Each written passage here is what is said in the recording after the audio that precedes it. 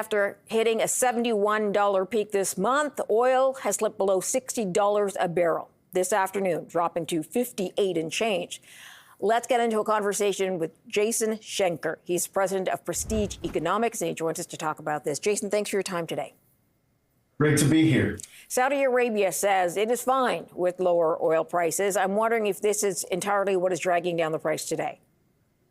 I think what's really dragging down the price today was that weak U.S. GDP report. You can see that that was disappointing across markets. Oil prices and all the industrial metals prices have come under pressure today, not just because of the weak report, but also because of some strengthening in the greenback, that GDP deflator up 3.7% year on year. So I think that's really right now the big proximate factor that's impacting oil prices, especially in the wake of the disappointing outlook from the IMF and their World Economic Outlook for April, where we're looking at global GDP this year being around 2.4%, whereas previous estimates had it between 3 and 3.5. So weaker global demand is bearish for crude oil prices, as is a stronger greenback. Okay, I'm just wondering whether you think that OPEC, Saudi Arabia, is factoring in at all at this point or not really?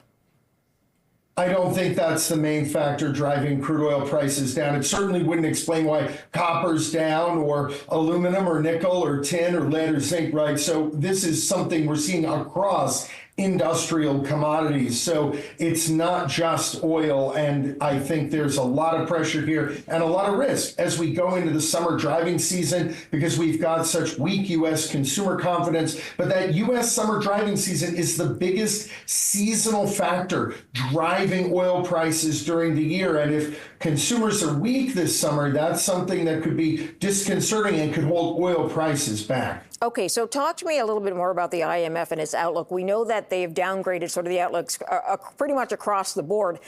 And this, you think, is factoring into the price of oil. Do you think this is a longer-term situation, or do you think that perhaps we'll see some decisions in the trade war that get settled that will then filter back out?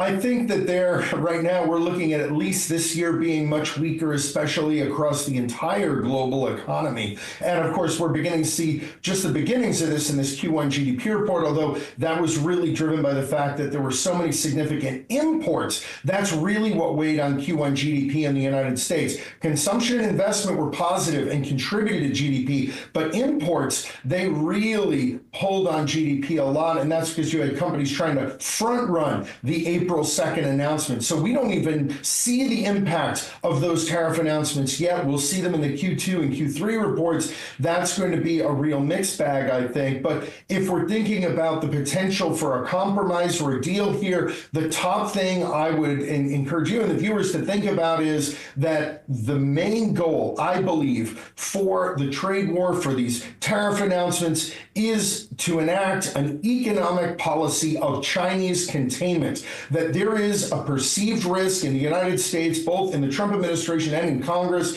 that China has ambitions to gain control of Taiwan in 2027. That is a very tight timeline now. Checking notes, we're just about a little over 19 months away from 2027. That means that if the administration wants to project effective deterrence, they need to present credible threats. And part of what's going on here is to try to disentangle U.S. supply chains and improve economic self-sufficiency from China. And I believe it's also to put pressure on U.S. allies, including countries like Canada, to put tariffs and pressure on China as well, all with the goal of averting a kinetic conflict in the future where China permanently blockades Taiwan or otherwise tries to take control of it. Interesting. So you think that it is about the allies as well trying to move against China, or at least put up some sort of barriers for China so that China remains sort of isolated on its own?